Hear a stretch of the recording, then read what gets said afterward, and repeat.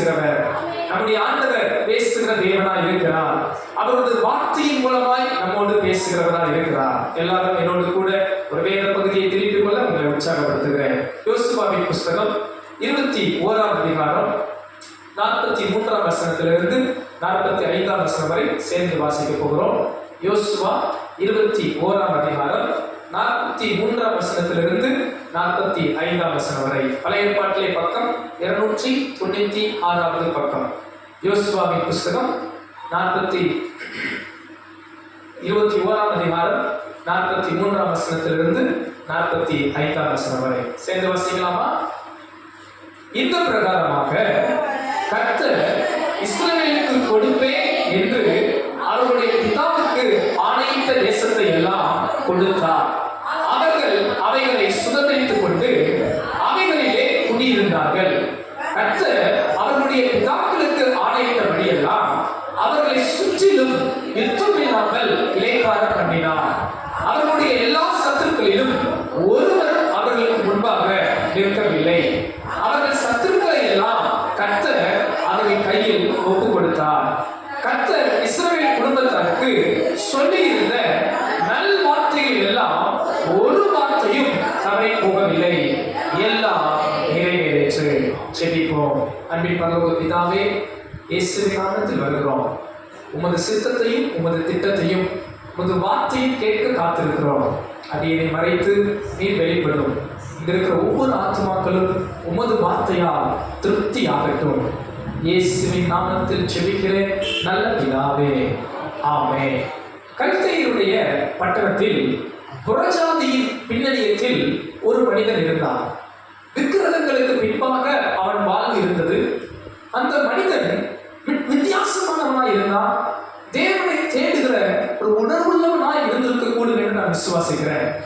விக்கிரகங்களின் பின்னே இருந்தாலும் ஜீவனுள்ள தேவன் யார் என்பதை குறித்த வாஞ்சை அவனுக்குள் இருந்தபடியால், அவன் மேலே தேவ கிருபை இருந்தபடியால், அவன் மேலே தேவ திட்டம் இருந்தபடியால் அந்த ஒரு மனிதனை கர்த்தர் அழைத்தார், தெரிந்து கொண்டார். அவர்தான் ஆபிரகாம். ஆபிரகாம் ஒருவனாய் இருக்கையில் தேவன் அவரை தெரிந்து கொண்டார் என்று வேதம் சொல்கிறது. ஆபிரகாமை தெரிந்து கொண்டு அவருக்கு பிள்ளை இல்லை, குழந்தை இல்லை, சந்ததி இல்லை. ஆனாலும் ஆபிரகாம் ஒருவனை தெரிந்து கொண்டு அவனை குறித்து ஒரு வாக்குத்தத்தம் கொடுத்தார். நான் உன்னை ஒரு பெரிய தேசமாய் மாற்றுவேன், உன்னை ஒரு பெரிய சந்ததியாய் மாற்றுவேன் என்று ஆபிரகாமை தெரிந்து கொண்டார். கர்த்தர் ஆபிரகாமுக்கு முதிர் வயதிலே ஒரு குழந்தையை கொடுத்தார். வாக்குத்தத்தத்தின் பிள்ளை ஈசாக்கு. ஈசாக்குக்கு பிள்ளைகள் ஏசா, யாக்கோபு. யாக்கோபை கர்த்தர் தெரிந்து கொண்டார். யாக்கோபு 12 பிள்ளைகள், 12 கோத்திரங்கள் வந்தது. அதிலே யோசேப்பு அடிமையாய் விற்கப்பட்டான். அடிமையாய் எகிப்துக்கு போனான். ஆனால் அங்கே போனதற்கு ஒரு நோக்கம் இருந்தது. மொத்த எகிப்து தேசத்தையும் மொத்த ஜனங்களையும் பஞ்சத்திலிருந்து காப்பாற்றுகிற ஒரு அதிபதியாய் யோசேப்பு மாறினார். அப்போது எல்லாருக்கும் பஞ்சம் வந்த போது யாக்கோபின் குடும்பமும் பஞ்சம் பிழைக்க எகிப்துக்கு போனார்கள். வேதம் சொல்லுகிறது சுமார் ஒரு 75 பேர் அங்கே போனார்கள். ஆண்டவர் முன்கூட்டி ஆபிரகாமுக்கு சொல்லியிருந்தார், உன் ஜனங்கள் பல ஆண்டுகளாக அடிமைத்தனத்தில் இருப்பார்கள், ஆனாலும் என் வாக்குத்தத்தம் நிறைவேறும் என்று சொல்லியிருந்தார். சுமார் 430 ஆண்டு காலம் எகிப்திலே இஸ்ரவேல் ஜனங்கள் கொஞ்சம் கொஞ்சமாய் பெருக ஆரம்பித்தார்கள். 400 ஆண்டு காலம் அடிமைத்தன நுகங்கள் அவர்களுக்கு இருந்தாலும் கர்த்தர் மோசேயை கொண்டு அந்த ஜனங்களை விடுவித்துக் கொண்டு வந்தார். மோசே தீர்க்கதரிசி மூலமாய் சகல இஸ்ரவேல் ஜனங்களை விடுவித்து கர்த்தர் கொடுத்த வாக்குத்தத்தம், நான் உங்களுக்கு பாலும் தேனும் ஓடுகிற தேசத்தை கொடுக்கிறேன் என்று கர்த்தர் கொண்டு வந்தார். கொண்டு வந்து சுதந்திரிக்க அவர்களுக்கு வாக்குத்தத்தங்களை கொண்டு வந்து சுதந்திரிக்க அழைத்து கொண்டு போகும்போது வந்தவர்கள் எல்லாரும் அந்த தேசத்துக்குள் போகவில்லை. எத்தனை ஜனம் எகிப்திலிருந்து வந்ததோ அத்தனை ஜனங்களும் அங்கே போகவில்லை. மாறாக வேதத்தில் 2 பேர் மாத்திரம்தான் சுதந்திரித்தார்கள் என்று சொல்லுகிறது.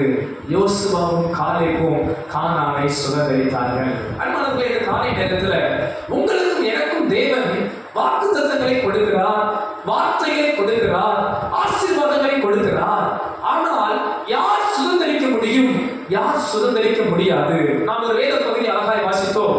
அங்கே வேதம் அழகாய் சொல்கிறது, கர்த்தர் இஸ்ரவேல் குடும்பத்தாருக்கு சொல்லியிருந்த நல் வார்த்தைகள் எல்லாம் ஒரு வார்த்தையாகிலும் தவறி போகவில்லை, எல்லாம் நிறைவேறிற்று. சொல்லுங்க, எல்லாம் நிறைவேறிற்று.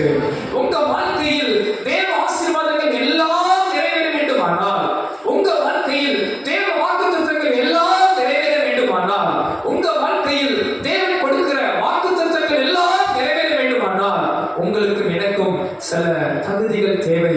நீங்களும் நானும் சில காரியங்களில் மிக கவனத்தோடு இருக்க வேண்டும். இந்த காலை நேரத்திலே உங்களோடு கூட ஆவியானவர் என்னை பேச உண்மை தள்ளின ஒரு வார்த்தை, இந்த 2025ஆம் ஆண்டிலே யார் ஆசீர்வாதங்களை சுதந்திரித்துக் கொள்வார்கள், யாரால் ஆசீர்வாதங்களை சுதந்திரித்துக் கொள்ள முடியாது? ஒரு வசன பின்னணியிலிருந்து உங்களோடு கூட நான் பேச வாஞ்சிக்கிறேன். இப்படி மோசே எல்லா ஜனங்களையும் அழைத்துக் கொண்டு கானானுக்கு சுதந்திரிக்க கொண்டு வரும்போது, ஒரு இடத்திலே ஒரு 12 பேரை, ஒவ்வொரு கோத்திரத்திலும் ஒரு நபரை எடுத்து கானானை வேவு பார்க்க அனுப்புகிறார். அவர்கள் அனுப்பி வந்து என்ன செய்தி சொன்னார்கள், யார் போக முடிந்தது, யார் போக முடியவில்லை என்பதை குறித்து ஆவியானவர் நம்மோடு பேசுவாராக. இன்றைய என்னுடைய செய்தியின் தலைப்பாய் நான் உங்கள் முன் வைக்க விரும்புகிற ஒரு காரியம், யார் ஆசீர்வாதங்களை சுதந்திரித்துக் கொள்வார்கள், யார் ஆசீர்வாதங்களை சுதந்திரித்துக் கொள்ள முடிவதில்லை. எடுத்து வாசிக்கலாம். என்னாகமத்தின் புஸ்தகம் 13ஆம் அதிகாரம் 27ஆம் வசனத்திலிருந்து வாசிப்போமாக. என்னாகமம் 13ஆம் அதிகாரம். என்னாகமம் எடுத்துக்கொண்டீங்களா? எல்லாரும் முடிந்தவர்கள், வேதம் வைத்திருக்கிறவர்கள் எல்லாரும் நீங்க வேத பகுதி திருப்பிக் கொள்ள உங்களை உற்சாகப்படுத்துகிறேன். என்னாகமம் 13ஆம் அதிகாரம் 27ஆம் வசனத்திலிருந்து வாசியுங்கள்.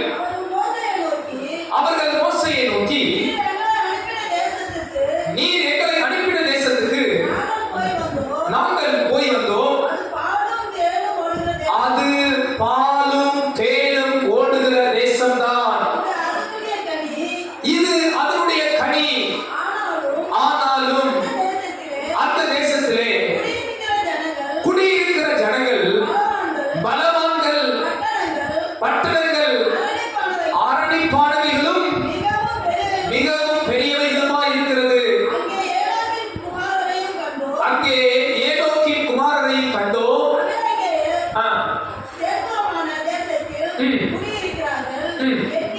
ஏத்தியரும் எபூசியரும் எமோரியரும் மலைநாட்டில் குடியிருக்கிறார்கள். கானானியருடைய கடல் அருகே யோர்தான் அண்டையிலும் குடியிருக்கிறார்கள் என்றார்கள். அப்பொழுது காலேப் மோசேக்கு முன்பாக ஜனங்களை அமர்த்தி, நாம் உடனே போய் அதை சுதந்திரித்துக் கொள்வோம், நாம் அதை எளிதாய் ஜெயித்துக் கொள்ளலாம் என்றான். ஆமென் சொல்லலாமா? ஆமென், அல்லேலூயா. அன்பானவர்களே, யார் கர்த்தருடைய ஆசீர்வாதத்தை சுதந்திரித்துக் கொள்ள முடியும், யார் கர்த்தருடைய ஆசீர்வாதத்தை சுதந்திரித்துக் கொள்ள முடியாது? இந்த காலை நேரத்தில் சற்று என்னோடு கூட இந்த வேத பகுதி சிந்தித்து பாருங்கள்.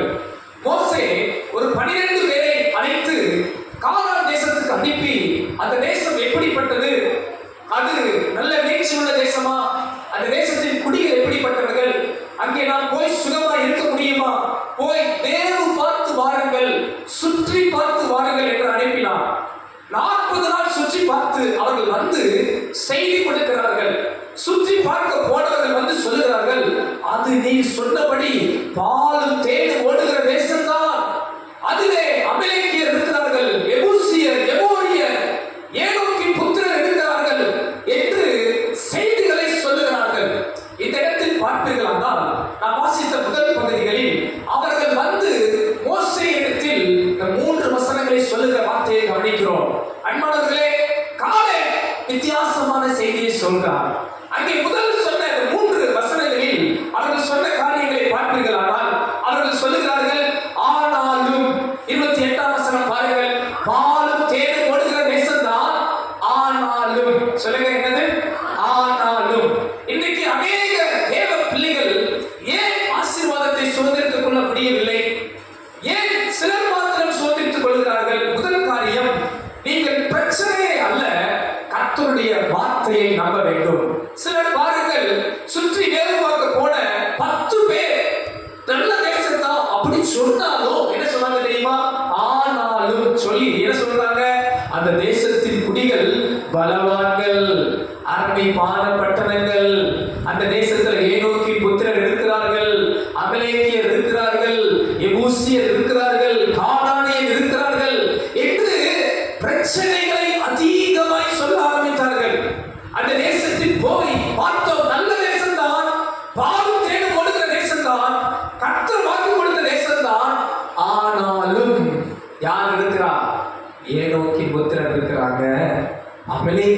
இருக்கிறாங்க, எபூசியர் இருக்கிறாங்க, கானானியர் இருக்கிறாங்க, ஏத்தியர் இருக்கிறாங்க.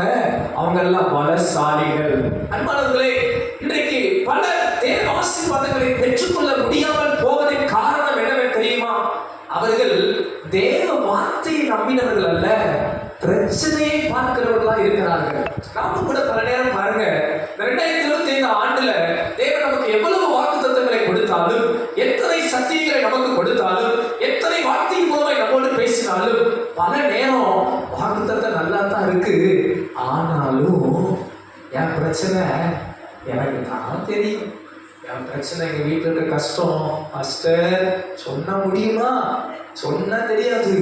ஏனோக்கி புத்திரர், கானானியர், பலவான்கள், ஏத்தி புத்திரர் போல நம்ம பிரச்சனைய பெரிதா பார்க்கிறோமே ஒழிய கர்த்தருடைய வார்த்தையை நாம் நம்புவதில் தவறி போகிறோம். அன்பானவர்களே, 2025 ஆண்டுல யாரால் கர்த்தருடைய ஆசீர்வாதங்களை வாக்குத்தத்தங்களை சுதந்திரிக்க முடியாது தெரியுமா? யார் பிரச்சனை அதிகமா பார்க்கிறாங்களோ, யார் பிரச்சனைகளை குறித்து அதிகமா பேசுகிறார்களோ, யார் பிரச்சனையை பெருசா எண்ணுகிறார்களோ, அவர்களால் அந்த வாக்குத்தத்தத்தின் தேசத்தை சுதந்திரிக்க முடியாது. பிரச்சனைகளை நீங்க அதிகமா சிந்திக்க ஆரம்பிச்சீங்கன்னா, உங்க வாழ்க்கையில் இருக்கிற போராட்டங்களை அதிகமா பார்க்க ஆரம்பிச்சீங்கன்னா, நீங்க சந்திக்கிற பிரச்சனை உண்மைதான், பிரச்சனை தான். அவங்க சொன்னது பொய் அல்ல, அவங்க சொன்னது உண்மைதான். ஆனாலும் நான் ஒரு ஆனாலும் சொல்றேன், கர்த்தருடைய வார்த்தையை நாம் நம்ப வேண்டும். எத்தனை பேர் விசுவாசிக்கிறீங்க? அல்லேலூயா. அந்த 10 பேர் பார்த்து வந்தது உண்மைதான், ஆனா பிரச்சனையை பெரிதாய் பார்த்தார்கள். பல நேரம் பாருங்க, அநேக தேவ பிள்ளைகள் சபைக்கு வர்றதுக்கு கூட அவங்க சொல்ற சாக்கு போக்கு சொன்னா அது இது சொல்லிட்டு, மாஸ்டர் இதனாலதான் அதனாலதான் இல்ல வேற ஏதாவது ஒரு காரியத்துக்கு ஏதாவது ஒரு பிரச்சனையை பெருசுபடுத்துவாங்களே ஒழிய கர்த்தருடைய வார்த்தையை முழுசா நம்புறத விட்டுருவாங்க. இந்த காலை நேரத்தில் ஆவியானவர் சொல்லுகிறார், அன்பானவர்களே, உங்களுக்கு இந்த 2025 ஆண்டுல கர்த்தருடைய வாக்குத்தத்தங்களும் ஆசீர்வாதங்களும் நிறைவேறணுமா, நீங்க சுதந்திரிக்கணுமா, நீங்க பிரச்சனையை குறித்து பேசாதீங்க. கர்த்தர் உங்களுக்கு வைத்த வாக்குத்தத்தங்களை குறித்து பேச கர்த்தருடைய ஆவியானவர் இன்றைக்கு காலை நம்மோடு கூட பேசுகிறார். கரம் உயர்த்தி சொல்லலாமா? நாம் பிரச்சனைகள் அல்ல, கர்த்தருடைய வார்த்தையை நம்ப வேண்டும். பக்கத்துல இருக்கவங்க கையை பிடிச்சு சொல்லுங்க, நம்ம பிரச்சனை அல்ல, கர்த்தருடைய வாக்குத்தத்தத்தை நம்ப வேண்டும், கர்த்தருடைய வார்த்தையை நம்ப வேண்டும். அல்லேலூயா சொல்லலாமா? அல்லேலூயா. இந்த கூட்டலாம் எப்படி சொல்லும்போது காலை என்ன சொல்றாரு தெரியுமா? இந்த வசனம் பாருங்க, எவ்வளவு அழகா சொல்லுது பாருங்க. அப்பொழுது காலை மோசேக்கு முன்பாக ஜனங்களை அமர்த்தி, நான் என்ன சொல்லுது, உடனே போய் அதை சுதந்திரித்துக் கொள்ளலாம், நாம் அதை எளிதாய் ஜெயிக்கலாம். சொல்லுங்க அல்லேலூயா. கூட்டத்துல சொல்றதெல்லாம் சொல்றான், என்ன சொல்றான்? பலவான்கள், அமலேக்கியர், ஏலேக்கியர், எபூசியர், எமோரியர், கானானியர் எல்லாம் சுத்தி இருக்கிறாங்களே அப்படின்னு சொல்றான். இங்க ஒருத்தன் சொல்றான் பாருங்க, நான் உடனே போய், சொல்லுங்க எப்படி உடனே போய் என்ன பண்ணலாம், சுதந்திரிக்கலாம். அடுத்து சொல்றான் பாருங்க, எளிதா ஜெயிக்கலாம். சொல்லுங்க அல்லேலூயா. இவனும் தான் பார்த்திருப்பான், இவனும் தான் இந்த ஏத்தியர், எமோரியர், கானானியர், எபூசியர் பலத்தெல்லாம் பார்த்திருப்பான். ஆனாலும் பாருங்க, இந்த காலை சொல்லுகிற ஒரு காரியம், நாம் உடனே போய் சுதந்திரிக்கலாம், நாம் எளிதாக ஜெயிக்கலாம். என்னன்னு கேட்டீங்கன்னா, நான் நினைக்கிறேன் இந்த காலை கர்த்தருடைய வார்த்தையை நம்பினவனா இருந்தான். அன்பானவர்களே, இந்த காலை நேரத்துல நீங்க எது மேல உங்க நம்பிக்கை இருக்கு, நீங்க பார்க்கிற பிரச்சனை மேல உங்க நம்பிக்கை இருந்தா அந்த பிரச்சனை உங்களை ஒரு காலம் விட்டு போகாது. நீங்க கர்த்தருடைய வார்த்தையை நம்பினீங்கன்னா, நான் தாழ்மையா விசுவாசிக்கிறேன், நீங்க பலவீனமா இருக்கலாம், நீங்க ஒன்றுமில்லாதவர்களா இருக்கலாம், உங்க வாழ்க்கையில் அற்புதத்தை பார்க்காதவர்களா இருக்கலாம். நீங்க கர்த்தருடைய வார்த்தையை விசுவாசிக்கும் போது, நம்பும் போது, கர்த்தருடைய வார்த்தையின்படியே உங்களுக்கு அவர் செய்ய வல்லவரா இருக்கிறார். கரங்களை உயர்த்தி அல்லேலூயா சொல்லலாமா? அல்லேலூயா. வேதத்தில் பார்த்தீங்கன்னா, ஆபிரகாமுக்கும் சாராளுக்கும் கர்த்தர் வாக்கு கொடுப்பார். உங்களுக்கு நான் பிள்ளை கொடுக்கிறேன் வாக்கு கொடுப்பார். சாராள் மலடி என்று வேதம் சொல்கிறது. 75 வயசுல வாக்கு கொடுக்கிறார். ஆனா எத்தனை வயசுல குழந்தை பிறந்துச்சு? 100 வயதுல குழந்தை. ஒரு நேரத்துல பாத்தீங்கன்னா சாராள் நகைப்பார். சில நேரம் நினைப்போம், சாராள் என்ன பண்றா, நகைத்திருக்கிறார். இது எப்படி ஆண்டவரே, கிழவிக்கு பிள்ளை பிறக்குமா அப்படின்னு நகைத்த சாராள். ஆனா வேதத்துல ஒரு வசனம் எனக்கு ரொம்ப டச்சா இருந்துச்சு. அந்த வார்த்தையை பாருங்களேன். சாராள் எப்படி இருந்தா, எபிரேயர் 11ஆம் அதிகாரம் எபிரேயர் 11 நினைக்கிறேன். எபிரேயர் 11ஆம் அதிகாரம். ஒரு சிஸ்டர், எபிரேயர் 11ஆம் அதிகாரம் 11ஆம் வசனம் வாசிங்க. விசுவாசத்தினாலே சாராளும் வாக்குத்தத்தம் பண்ணினவரை உண்மையுள்ளவர் என்று எண்ணி கற்பத்தரிக்க பலனடைந்து வயது சென்றவளாய் இருந்தும் பிள்ளை பெற்றாள். மீண்டும் அந்த வார்த்தை பாருங்க, எவ்வளவு அழகா சொல்லுதுன்னா, விசுவாசத்தினாலே சாராளும் வாக்குத்தத்தம் பண்ணினவர் உண்மையுள்ளவர் என்று எண்ணி கற்பத்தரிக்க பலனடைந்து வயது சென்றவளாய் இருந்தும் பிள்ளை பெற்றாள். ஒரு ஆமென் சொல்லுங்க. அல்லேலூயா. சாராள் பாருங்க, கற்பம் செத்த கற்பம் தான், எப்படி பலன் வந்துச்சு? என்ன சொல்லுது? விசுவாசத்தினாலே வாக்குத்தத்தம் பண்ணினவர் உண்மையுள்ளவர் என்று சாராள் நம்பினதுனால சாராளுக்கு என்ன கிடைச்சிச்சான்? பலன் கிடைச்சிச்சு. சொல்லுங்க அல்லேலூயா. வாக்குத்தத்தத்தை நம்புறதுனால என்ன கிடைச்சிச்சு? பலன் கிடைச்சிச்சு. எப்படி 90 வயது பாட்டி பிள்ளை பெக்க முடிஞ்சிச்சுன்னு கேட்டீங்கன்னா விசுவாசம். பக்கத்துல சொல்லுகிறது விசுவாசம். மலடி சொல்லிட்டாங்க, கற்பம் செத்துருச்சு. எப்படி அந்த அம்மா பிள்ளை பெக்க முடிஞ்சிச்சுன்னா வசனம் சொல்லுது, விசுவாசத்துல சாராளுக்கு என்ன கிடைச்சிச்சா? ஒரு பலன் கிடைத்ததாம். இந்த காலை நேரத்தில் நான் சொல்றேன், நீங்க கர்த்தரை நம்புகிற நம்பிக்கையில உறுதியா இருங்க, கர்த்தர் உங்களுக்கு அந்த பலனை கொடுப்பார். அல்லேலூயா சொல்லலாம். அல்லேலூயா. பிரச்சனை அல்ல, கர்த்தருடைய வார்த்தையை நம்புகிற கூட்டமாய் கர்த்தர் நம்மை வைப்பாராக. உங்க வாழ்க்கையில இந்த ஆண்டு கர்த்தர் தருகிற ஆசீர்வாதங்களை நீங்க பெறணுமா? இந்த ஆண்டு கர்த்தர் உங்களுக்கு கொடுத்த வாக்குத்தத்தங்களை நீங்க பெறணுமா? இந்த ஆண்டு தேவன் உங்களுக்கு வைத்திருக்கிற திட்டங்கள், தீர்மானங்கள் நிறைவேற வேண்டுமா? இந்த ஆண்டு நீங்க பிரச்சனை ரொம்ப பேசாதீங்க, கர்த்தருடைய வார்த்தையை நம்பி நிற்பீர்களானால் கர்த்தர் உங்களுக்கு அற்புதத்தை செய்ய வல்லவராய் இருக்கிறார். கரங்கள் வைத்து அல்லேலூயா சொல்லலாம். அல்லேலூயா. Not a problem, believe God's promise. பிரச்சனைகளை காணாதபடி கர்த்தருடைய வார்த்தையை நம்புங்கள். இந்த ஆண்டு நம்மை சுதந்திரிக்க கர்த்தர் செய்வார். இரண்டாவது ஒரு காரியம் பார்க்கலாம். என்னாகமத்தின் புத்தகம் 13ஆம் அதிகாரம் 31ஆம் வசனத்திலிருந்து 33ஆம் வசனம் பாருங்கள்.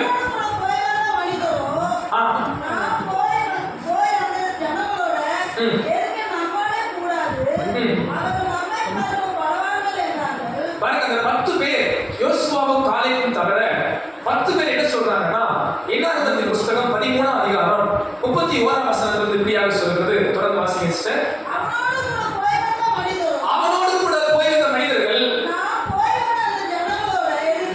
நாம் போய் வந்த அந்த ஜனங்களோடு எதிர்க்க நம்மாலே கூடாது, அவர்கள் நம்மை பார்க்கிலும் பலவான்கள் என்றார்கள். 32ஆம் வசனம்.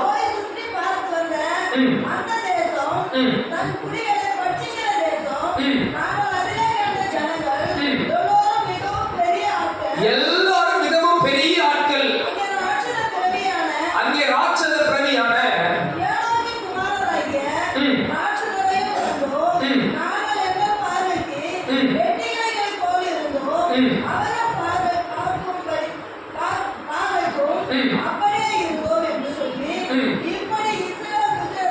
இப்படி இஸ்ரவேல் புத்திரருக்குள்ளே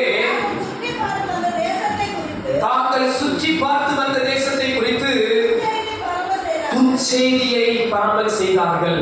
அன்பர்களே, யோசுவாவும் காலேபையும் தவிர இந்த 10 பேர் என்ன பண்ணாங்கன்னா, தாங்கள் சுற்றி பார்த்து வந்த தேசத்தை குறித்து துச்செய்தியை சொன்னார்கள். என்ன சொன்னார்கள்? அவர்கள் எல்லாம் பலவான்கள், நம்ம ஜெயிக்க முடியாது. அவங்க எல்லாம் மிகவும் பெரிய ஆட்கள், நம்ம ஜெயிக்க முடியாது. அவங்க எல்லாம் ராட்சத புத்திரர்கள், நம்ம ஜெயிக்க முடியாது. நம்ம ஒரு வெட்டுக்கிளி போல இருக்கிறோம். அப்படி என்று துச்செய்தியை பரப்பினார்கள், கெட்ட செய்தியை பரப்பினார்கள். இதை கேட்ட உடனே எல்லா ஜனங்களும் ஆள ஆரம்பிச்சிட்டாங்க. எல்லா ஜனங்களும் மோசேக்கு விரோதமா முறுமுறுக்க ஆரம்பிச்சாங்க. நம்ம எகிப்துக்கே போனா நல்லா இருக்கும், எங்களுக்கு பிரேத குழி இல்லை என்று வனாந்தரத்தில் எங்கள் சாகடியை கொண்டு வந்து விட்டீர்களே என்று முறுமுறுக்கவும் குறை பேசவும் ஒவ்வொருவரும் கர்த்தருக்கு விரோதமாக எழும்ப ஆரம்பித்து விட்டார்கள். துச்செய்தி செய்த வேலை. ஆனால் அந்த யோசுவாவும் காலேபும் என்ன பண்ணினார்கள் என்றால், 14ஆம் அதிகாரம் 7ஆம் வசனத்திலிருந்து பாருங்க. இஸ்ரவேல் புத்திரரின்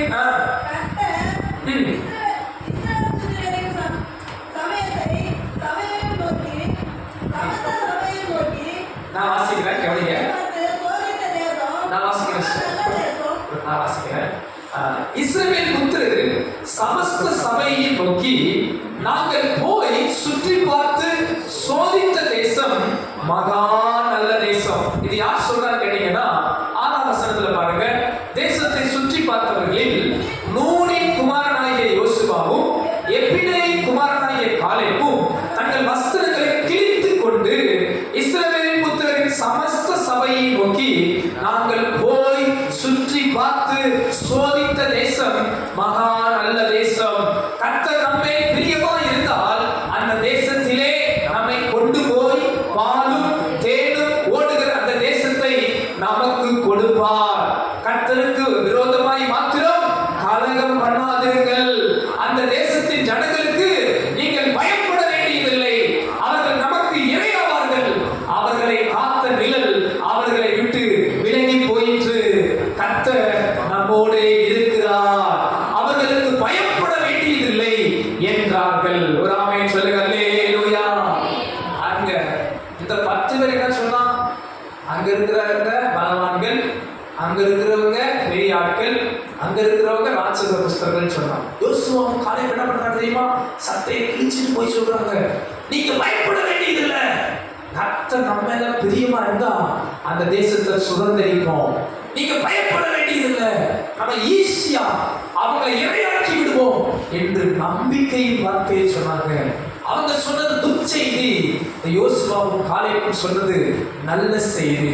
அன்பர்களே, இந்த காலை நேரத்துல இரண்டாவது ஒரு காரியம், உங்க வாழ்க்கையில தேவ ஆசீர்வாதங்களை நீங்க பெற்றுக்கொள்ளணுமா, தேவ வாக்குத்தத்தங்கள் உங்களுக்கு நிறைவேறணுமா, துர்ச்செய்தி அல்ல நல்ல செய்தியை சொல்ல கர்த்தர் நமக்கு உதவி செய்வாராக.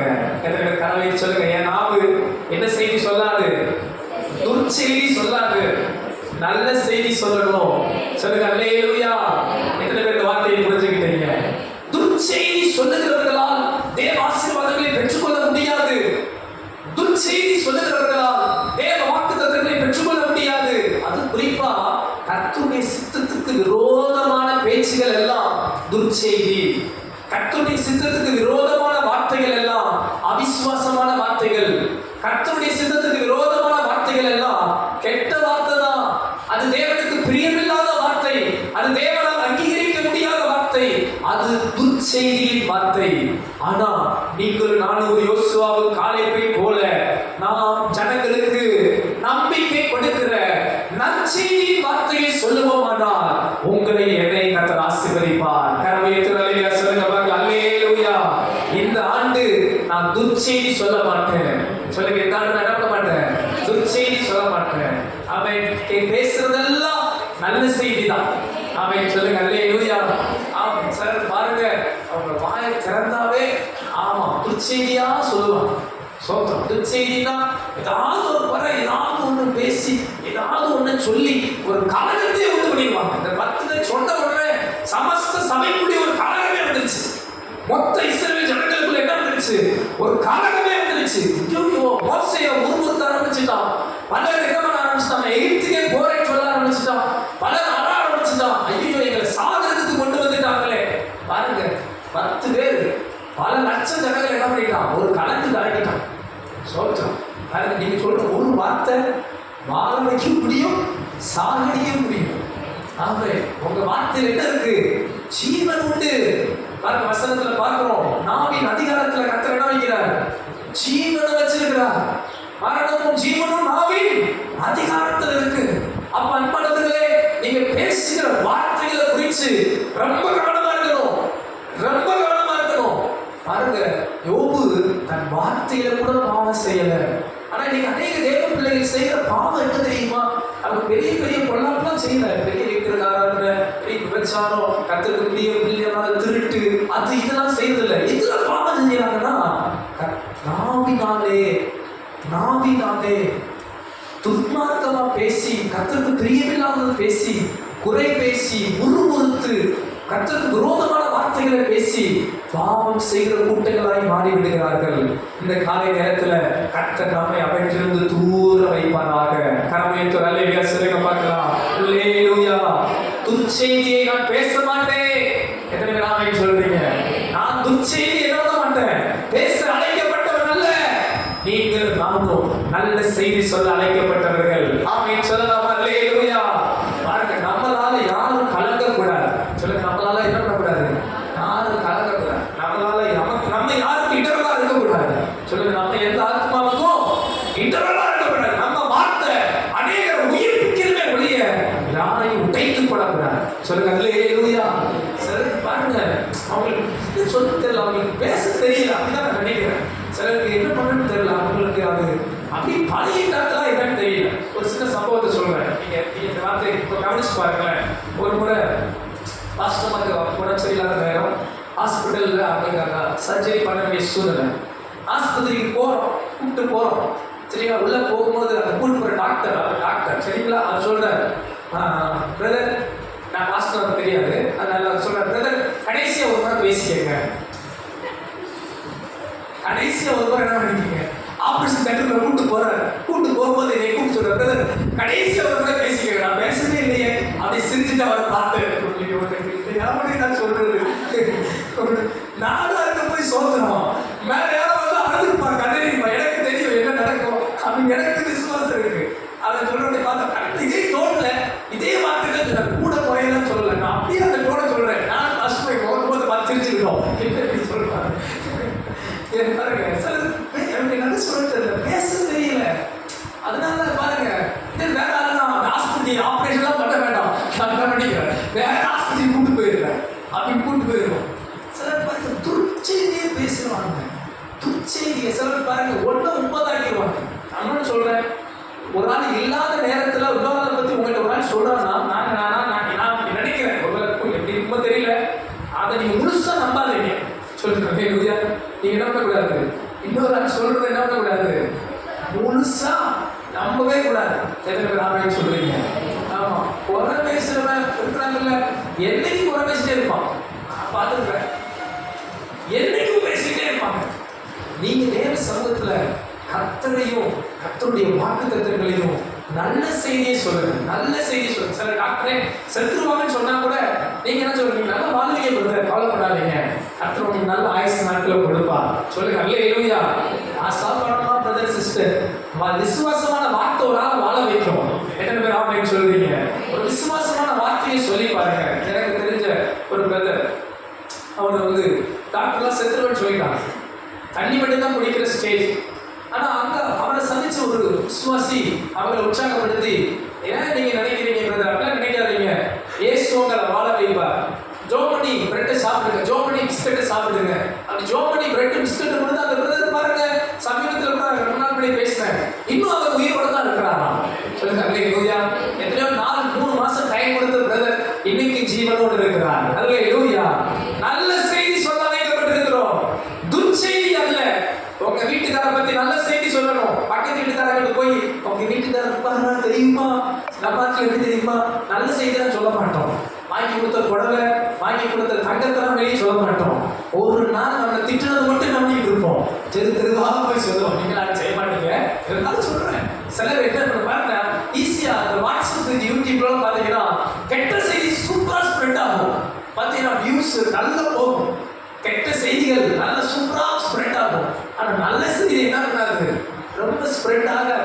இந்த காலை நேரத்துல இந்த ஆண்டெல்லாம் ஒரு தீர்மானம் எடுங்க, என் நாவு துர்ச்செய்தி கெட்ட செய்தியை ஸ்ப்ரெட் பண்றது, என் நாவு நல்ல செய்தி சொல்லும். நான் முடிஞ்ச அடிக்கடி சொல்றேன், உங்க நாவுல நீங்க 3 தீர்மானம் எடுக்கணும்.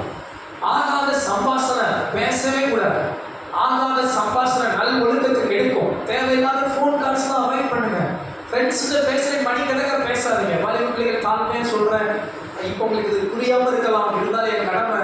போன பிரயோஜனம் இல்லாம பேசாதீங்க. ஃப்ரெண்டு கூட ஒரு 5 நிமிஷத்துக்கு மேல ஒரு தீர்மானம் பண்ணுங்க. 5 மினிட்ஸ் மேல உங்க கால் ஹிஸ்டரியில ஒரு ஆள்கிட்ட நீங்க பேசக்கூடாது. அதுவும் தேவையான அந்த 5 நிமிஷம் கூட.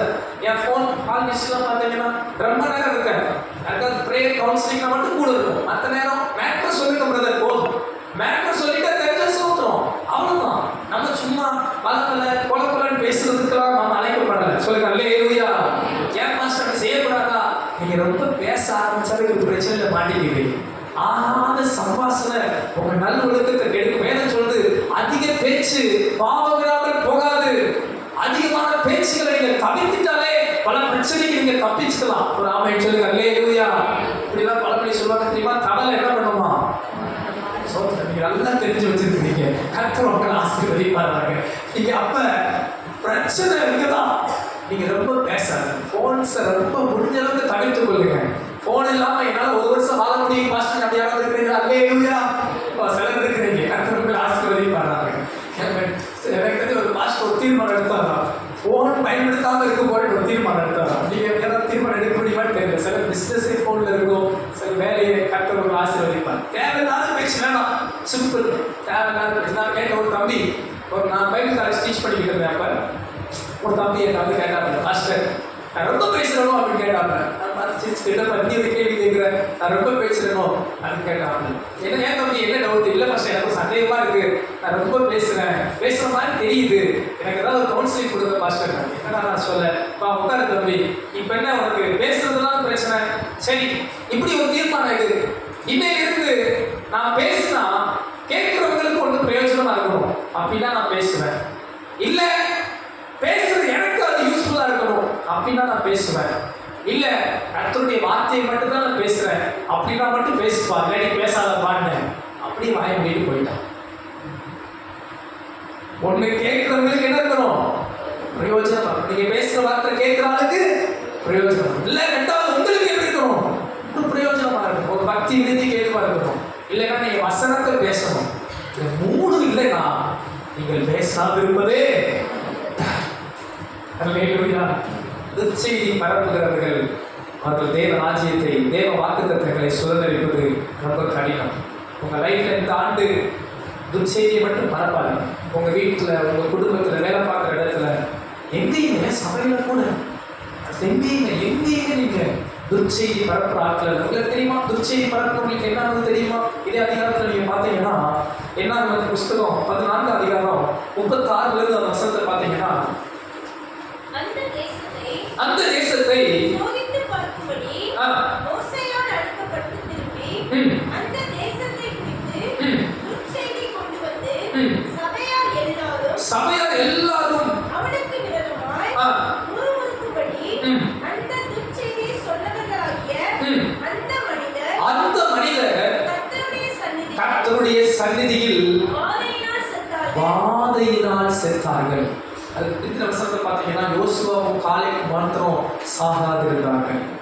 துர்ச்செய்தியை கொண்டு வந்தவர்கள் தேவ சமூகத்துல வாதையினால் செத்தார்கள். மாணவர்களே, சிலர் பார்த்து அந்த குறை பேசி சுற்றிட்டு இருந்த தேவ கோபாக்கிய அந்த வீரியத்தை தெரியாம செய்வாங்க. நீங்க ஒரு காலம் அப்படி செஞ்சிடாதீங்க. துர்ச்செய்தியை பரப்பினவர்கள் வாதையினால் அன்றைக்கு மறித்து போனார்களாம். ஆனால் யோசுவாவும் காலேபும் கானானை சுதந்தரித்தார்கள். கரங்களை வைத்து ரலையில பார்க்கலாம். அல்லேலூயா. துர்ச்செய்தியை அல்ல, நற்செய்தியை சொல்ல நாம் அழைக்கப்பட்டிருக்கிறோம்.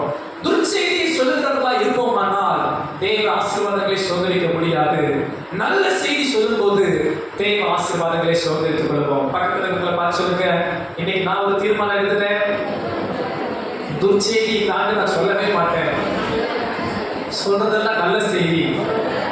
நான் சொல்றதெல்லாம் நல்ல செய்தி. கர்த்தர் உங்களை ஆசீர்வதிப்பாராக. அல்லேலூயா.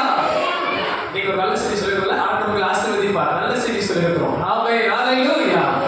நீங்க நல்ல செய்தி சொல்லுங்க, கர்த்தருடைய வார்த்தையை சொல்லுங்க, வாக்குத்தத்தத்தை சொல்லுங்க, வசனத்தை சொல்லுங்க.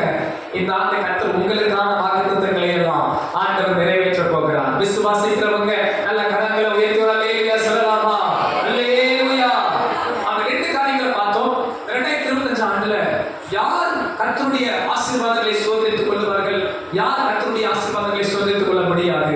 முதல் காரியம், பிரச்சனை அல்ல, கர்த்தருடைய வார்த்தையை நம்புகிறவர்கள் சுதந்திரிப்பார்கள்.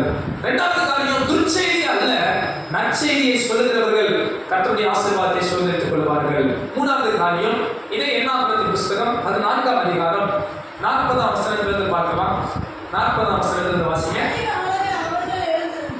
அதிகாலமே அவர்கள் எழுந்திருந்து நாங்கள் பாவம் செய்தோம்,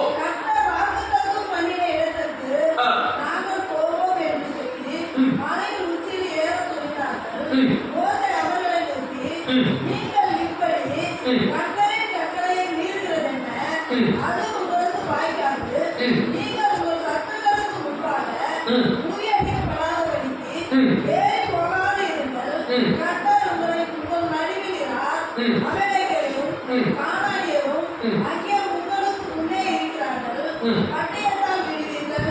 ம். நீங்கள் கர்த்தரை விட்டு பின்வாங்கினபடியால் நீங்கள் கர்த்தரை விட்டு பின்வாங்கினபடியால் கர்த்தர் உங்களோடு இருக்க மாட்டார் என்றார். ம். ஆனாலும் ம். அவர்கள் மலையின் உச்சியில் ஏறத் துணிந்தார்கள். ம். கர்த்தருடைய உடன்படிக்கை பெட்டியும் ம். மோசேயும் பாளையத்தை விட்டு போகவில்லை. ம். அப்பொழுது அமலேக்கியரும் ம். கானானியரும் ம். அந்த மலையிலே ம். இருந்து இறங்கி வந்து ம். அவர்களை முறியடித்து அவர்களை கோபம் கொண்டு துரத்தினார்கள். ஆமென். அல்லேலூயா. நீங்க வீட்ல போய் 2 அதிகாரம் வாசிங்க. ரொம்ப அருமையான ஒரு வேத பகுதி. என்ன நம்ம 13 அதிகாரம் 14 அதிகாரம். இந்த வாரம் மாஸ்டர்னு சொல்றோம் இல்லையா, சொல்லுங்க. அருமையான ஒரு வேத பகுதி. பாருங்க, இப்போ என்ன பண்ணிட்டாங்கன்னா அந்த வாதையில செத்த உடனே மத்தவங்க ஐயோ நம்ம கர்த்தருடைய வார்த்தையை நம்பாம போயிட்டோமே, இல்ல இல்ல கர்த்தர் சொன்னபடி அந்த தேசத்தை சுதந்திரிப்போம் அப்படி மேல எல்லாம் கிளம்புறாங்க.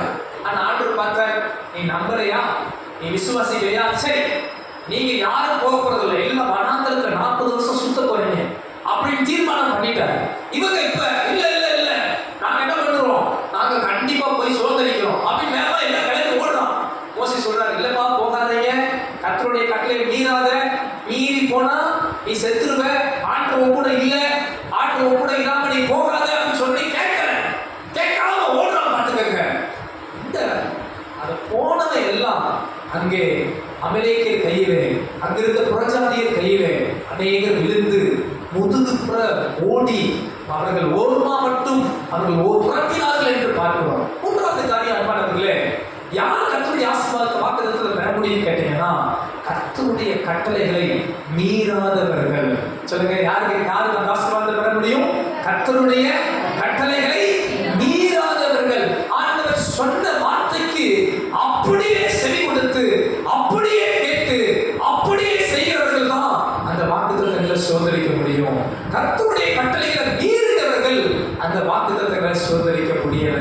அன்பானவர்களே, இந்த காலை நேரத்தில் நான் தாழ்மையா சொல்றேன், தேவன் உங்களுக்கு கொடுத்த வாக்குத்தத்தங்களை கேட்டு இருந்தா நீங்க நலமா இருப்பீர்கள். அந்த வார்த்தை எனக்கு ரொம்ப பிடிச்சிருந்துச்சு. அதிகாரத்துல கடைசியில பாத்தீங்கன்னா 44ஆம் வசனம் பாருங்க, ஆனாலும் அவர்கள் மலையின் உச்சியில் சில ஏறுறாங்களாம், ஆனா கர்த்தருடைய உடன்படிக்கை பெட்டியும் மோசேயும் பாளையத்தை விட்டு போக.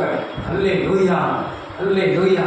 சில கூட்டம் என்ன பண்றாங்க, துணிகரமா திமிர் பிடிச்சு ஓடுறாங்க, ஆனா மோசே போகல, உடன்படிக்கை பெட்டி போகல. நான் தாழ்மையா சொல்றேன், நீங்க உடன்படிக்கை பெட்டியை மீறாம உடன்படிக்கை பெட்டியோட இருந்தீங்கன்னா காக்கப்படுவீங்க, கானானுக்கு நீங்க போக முடியும். நீங்க உடன்படிக்கை பெட்டியை மீறினீங்கன்னா, கர்த்தருடைய வார்த்தையை மீறி நடந்தீங்கன்னா அது பாதுகாப்பா இருக்காது. காரணம், கர்த்தர் உங்களோட வரமாட்டார். நீங்க கர்த்தர் உங்களோட வரணும்னா நீங்க கர்த்தருடைய வார்த்தைக்கு கீழ்ப்படியும் போது, நான் விசுவாசிக்கிறேன், இந்த ஆண்டெல்லாம் கர்த்தர் உங்களுக்கு கொடுத்த வாக்குத்தத்தங்களை, இந்த ஆண்டெல்லாம் கர்த்தர் உங்களுக்கு வைத்திருக்கிற ஆசீர்வாதங்களை நீங்க சோதரிப்பீங்க. அன்பானவர்களே, உங்களுக்கு எனக்கு தேவன் வெளியேற பெற்ற வார்த்தைகளை வேதத்தில் வைத்திருக்கிறார். இந்த ஜீவ வசனத்தை பிடித்துக் கொண்டு உலகத்துல சுடர்களை போல பிரகாசிக்க உங்களை என்னை கர்த்தர் அழைத்திருக்கிறார். இது என்ன சொல்கிறதோ அதன்படி செய்யுங்கள். அவர் உங்களுக்கு என்ன சொல்லியிருக்கிறாரோ அதன்படி செய்யுங்கள். உங்க குடும்ப வாழ்க்கையை வசனத்தின்படி வைத்துக் கொள்ளுங்கள். உங்க ஜெப ஜீவியத்தை வசனத்தின்படி வைத்துக் கொள்ளுங்கள். உங்களுடைய தீர்மானங்களை வசனத்தின்படி வைத்துக் கொள்ளுங்கள். கர்த்தர் உங்களை ஆசீர்வதிப்பார். கர்த்தர் ஆராதிக்கிறதோ, ஜெபிக்கிறதோ, வேதம் வாசிக்கிறதோ, எந்த காரியமானாலும் கர்த்தருடைய பிரமாணத்தின்படி நீங்க நடப்பீர்களானா உங்களுக்கு தேவன் வைத்த ஆசீர்வாதம் பெரிதா இருக்கும். ஹல்லேலூயா. மோசேயும் உடன்படிக்கை பெட்டியும் அவங்க போகவே இல்லை, கர்த்தருடைய நடத்துதலுக்காக காத்திருந்தார்கள். நீங்க கர்த்தருடைய நடத்துதலுக்காக காத்திருக்கிறீங்க. ஒரு தீர்மானம் எடுக்கும் போது, ஒரு காரியம் செய்யும் போது, ஒரு முடிவு எடுக்கும் போது கர்த்தருடைய நடத்துதலுக்காக காத்திருக்கிறீங்களா? ஆண்டவர் நடத்தணும்னு ஒரு முடிவெடுத்து செய்றீங்களா? ஒரு ஜெபம் பண்ணி ஒரு முடிவெடுத்து செய்றீங்களா? படிக்கிற படிப்பு கூட பிள்ளைகளுக்கு சொல்றேன், நீங்க ஜெபம் பண்ணி கேளுங்க, ஆண்டவரே என் எதிர்காலம் என்ன, என் நாட்கள் நான் வீணடிக்க கூடாது, என் காலங்களை வீணடிக்க கூடாது. 10th +2 முடிக்கிற பிள்ளைகள் ஜெபம் பண்ணி என்ன படிக்கணும் ஆண்டவரேன்னு கேளுங்க. கல்லூரி படிப்பு படிக்கிறவங்க அடுத்து நான் என்ன பண்ணணும்னு கேளுங்க. வேலைக்கு போகிறவங்க என் வாழ்க்கையை எதிர்காலம் என்னன்னு கேளுங்க. திருமண காரியம் கூட நான் என் இஷ்டப்படி ஒரு வாழ்க்கை துணையை தேர்ந்தெடுத்து கொடுக்குறேன், நீங்க தேர்ந்தெடுக்காதீங்க. ஆண்டவரே உங்க இஷ்டப்படி நான் வாழ்க்கை துணையை தேர்ந்தெடுக்கணும். எத்தனை பேர் கேட்குறீங்க? அல்லேலூயா. நான் பார்த்த ரொம்ப பரிதாபமான காரியம், 100ல எத்தனையோ சதவீதம் அவங்களா தங்கள் வாழ்க்கையை தெரிந்து கொண்டவங்க ரொம்ப கஷ்டப்படுறாங்க, ரொம்ப ரொம்ப கஷ்டப்படுறாங்க. நான் தாழ்மையா சொல்றேன், நீங்க தேவ சமூகத்துல காத்திருந்து எல்லா தீர்மானங்களை கர்த்தருடைய கருத்துல நீங்க ஒப்புவித்து நீங்க செஞ்சு பாருங்க. கர்த்தர் உங்களுக்கு முன்பாக சென்று எல்லா கோணலை செவையாக்க வல்லவராக இருக்கிறார். விசுவாசிக்கிறவங்க ஆமென் சொல்லலாமா? அல்லேலூயா. எத்தனை பேர் என் கூட சேர்ந்து உண்மையை நீங்க ஏற்றுக்கொள்றீங்க? என் படிப்பானாலும், என் வேலையானாலும், என் தொழிலானாலும், என் எதிர்காலமானாலும் கர்த்தரை என்னை நடத்துகிற பள்ளியில நான் நடப்பேன், அதுதான் எனக்கு ஆசீர்வாதம். கர்த்தருடைய பிரமாணத்தை நான் மீற மாட்டேன், கர்த்தருடைய சித்தத்தை நான் மீற மாட்டேன், கர்த்தருடைய வழிகளை நான் மீற மாட்டேன். அப்படி ஒரு தீர்மானம் எடுத்து பாருங்க. ஞானஸ்தானம் எடுக்காதவங்க நீங்க கர்த்தருடைய வார்த்தைக்கு பயந்து ஞானஸ்தானத்துக்கு ஒப்பு கொடுங்க. கர்த்தர் உங்களை ஆசீர்வதிக்க வல்லவர். கர்த்தருடைய சத்தத்துக்கு நீங்க செவி கொடுத்து பாருங்க, கர்த்தர் உங்களை கைவிட மாட்டார். திருமண காரியத்துல அந்நிய நுகத்துல ஒரு காலமும் பிணைக்கப்படாதீங்க. அது தேவ எச்சரிப்பு. பெரிய பெரிய ஞானிகளே விழுந்திருக்கிறான். அன்பு தம்பி தங்கச்சிகள் தாழ்மையா சொல்றேன், உலகம் ரொம்ப கவர்ச்சியா இருக்கும், உலகம் ரொம்ப உங்களை அட்ராக்ட் பண்ணும், உலகம் உங்களை ரொம்ப இழுக்கும். அது அப்படித்தான் இருக்கும், அதை மாற்ற முடியாது. உங்களை நீங்க மாத்திக்கங்க. கர்த்தருடைய சத்தத்துக்கு சித்தத்துக்கு நீங்கள் செவி கொடுத்து நடந்தால் நீங்கள் நலமா இருப்பீர்கள். இந்த ஆண்டு கர்த்தர் உங்களுக்கென வைத்த வாக்குத்தத்தங்களும் கர்த்தர் உங்களுக்கென வைத்த திட்டங்களும் ஆசீர்வாதங்களும் நிச்சயமாய் நிறைவேறும். விசுவாசிக்கிறவங்க கரங்களை வைக்கிறாங்க இல்லையா? சொல்லலாமா? அல்லேலூயா. ஒரு 3 காரியம். இந்த ஆண்டு பிரச்சனையை பார்க்காதீங்க, கர்த்தருடைய வார்த்தையை நம்புங்க. 2வது, துர்ச்செய்தி பேசாதீங்க, நல்ல செய்தியை பேசுங்க. 3வது, கர்த்தருடைய கட்டளைகளை மீறாம அவருடைய வார்த்தைக்கு கீழ்ப்படிந்து நடங்க. மோசே போகல, உடன்படிக்கை பெட்டி போகல. நீங்க எங்க யார் கூட இருக்க போறீங்க? உடன்படிக்கை பெட்டியோட இருக்கிறீங்களா, இல்ல ஏறி ஓடி அமலேக்கிட்ட போக போறீங்களா? எச்சரிக்கையா இருங்க. கர்த்தருடைய சமூகத்தை மட்டும் விட்டு விலகிடாதீங்க. கடைசி வரை கர்த்தர் உங்களை நடத்த போதுமானவராக இருக்கிறார். விசுவாசிக்கிறவங்க